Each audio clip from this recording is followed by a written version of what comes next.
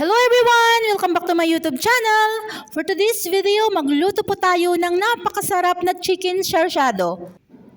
Before we will start, don't forget to subscribe and click the notification bell for more videos. Thank you!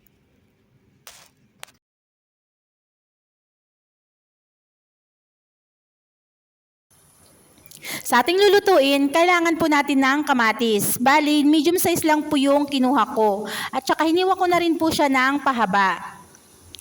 Next po ay ang sibuyas. Bali, pahaba rin po yung pagkakahiwa po niya. Ang susunod po nating ingredients po ay ang green bell pepper po. Bali, hiniwa ko rin po siya ng pahaba. Next po nating ingredients ay ang bawang. Bali, dinikdik ko po yung bawang po.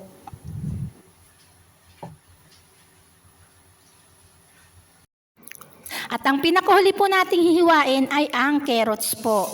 Bali, yung carrots po, ganun din po, pahaba po rin yung pagkakahiwa po niya.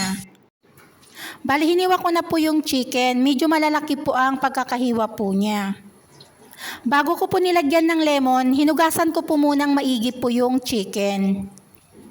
Pag nalagyan na po natin ng lemon, kailangan pong balibaliktarin po natin para malagyan po lahat yung parts po ng chicken. Para mabango po yung chicken at matanggal po yung lansa po niya. Pag na-spread na po natin yung lemon sa lahat po ng chicken, kailangan pong iset aside po natin ng ilang minuto po para po mababad yung chicken. Pagkatapos po nating ibabad yung chicken, kailangan pong hugasan po nating maigi ulit po. At ilagay po natin sa ibang container para malagyan po ulit ng ibang seasonings po. Kagaya po niyan, kailangan po nating spread para malagyan po natin ng gusto nating ilagay. Lagyan po natin ng asin po.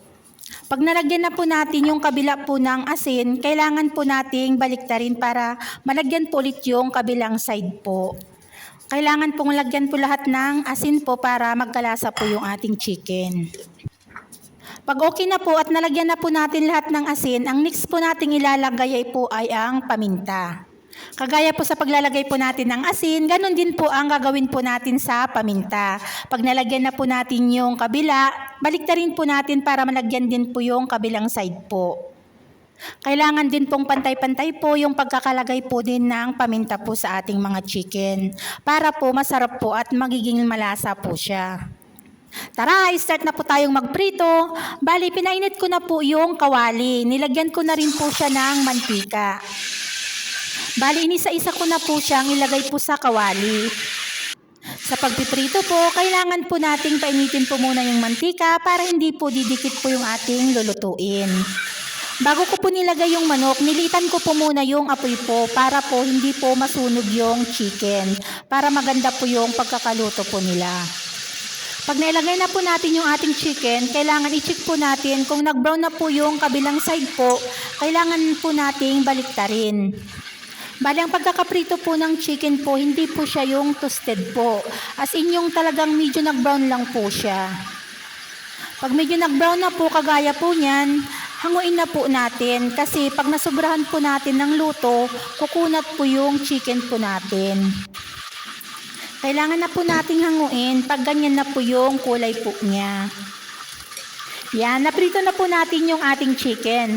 Ganyan po ang pagkakaprito lang po niya bago po nating lutuin pong sarsyado. Ang next step po natin ay ang paggigisa po. Kailangan po nating igisa ulit po yung ating chicken. Nagpainit na ulit ako ng mantika sa ating kawali at nilagay ko na yung bawang. Pag nag-brown na po yung bawang, kailangan na po nating ilagay po yung ating sibuyas. Halu-haluin lang po natin hanggang maluto po yung ating sibuyas. Pag nag-fade na po yung sibuyas, okay na po siya, luto na po. Pag na-check na po natin yung ating sibuyas at okay na po, isunod na po natin yung ating kamatis. Sa kamatis naman po, kailangan nating halu-haluin po hanggang maganda po yung pagkakaluto po niya. Pag na-check na po natin at okay na po yung ating kamatis, kailangan na po nating ilagay po yung ating chicken. Iniisa-isa ko na pong ilagay po yung ating chicken sa kawali. Pagkalagay ko po ng chicken, nilagyan ko na rin po ng konting tubig po. Sa paglalagay po ng tubig, kailangan po yung katamtaman lang po ang ilagay po natin. Pagkalagay ko po ng tubig, tinakpan ko po siya at tinabayaan ko po siyang kumulo. Pagkakulo niya po, nilagyan ko po siya ng tomato paste. Pagkalagay po ng tomato paste, kailangan pong halu-haluin din po. Kailangan na po nating timplahin ang ating niluluto. Bali, dinagdagan ko po siya ng konting asin. Sa paglalagay po ng asin, depende po kung gusto nyo po ng medyo maalat o kaya yung medyo matabang po. Nasa sa inyo na po yan. Nilagyan ko na rin po siya ng konting paminta.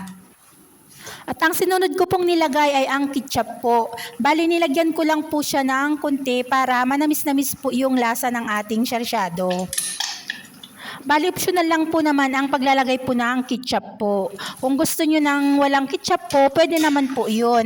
Bali, pampalasa lang din po yung ating ketchup para manamis-namis po yung ating lulutuin. Haluin lang po natin konti para may mix po yung ating mga nilagay. Nilagay ko na rin po yung carrots po.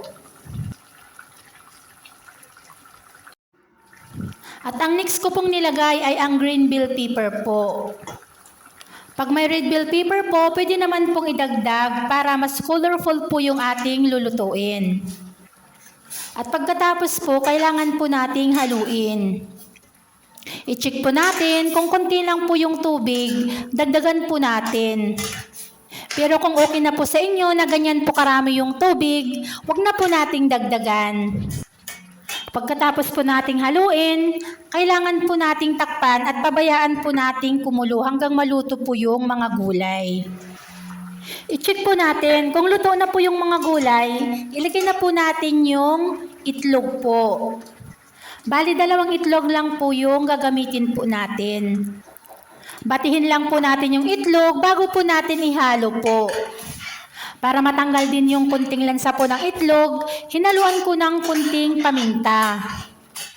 Pag naibuhos na po natin lahat yung itlog sa ating niluluto, kailangan nating halu-haluin lang po hanggang maimix po yung itlog sa ating niluluto. At pagkatapos po, takpan po natin ulit para maluto po yung itlog po. Pabayaan lang po natin kumulo hanggang maluto po. Ayan, luto na po yung ating chicken sarsyado. Napakadali po niyang lutuin.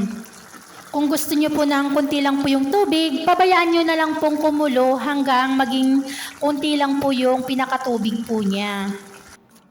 Bali sa chicken sarsyado po, mas gusto ko po kasi yung kunti lang po yung pinakatubig po niya. Kaya pinabayaan ko na lang po siyang kumulo para maging kunti lang po yung pinakatubig po niya. Pero kung gusto niyo naman po ng medyo may sabaw po, okay naman po iyon. Dagdagan lang po natin yung tubig. Pag i-serve na po natin, pwede naman po nating lagyan po ng pinaka-toppings po niya. Kagaya po niyang ginawa ko, linagyan ko po siya ng parsley. Pwede naman po nating gamitin po yung spring onion po. Hiwain lang po natin ng maninipis at saka ibudbur po natin sa pinakaibabaw po niya para maging decoration na rin po.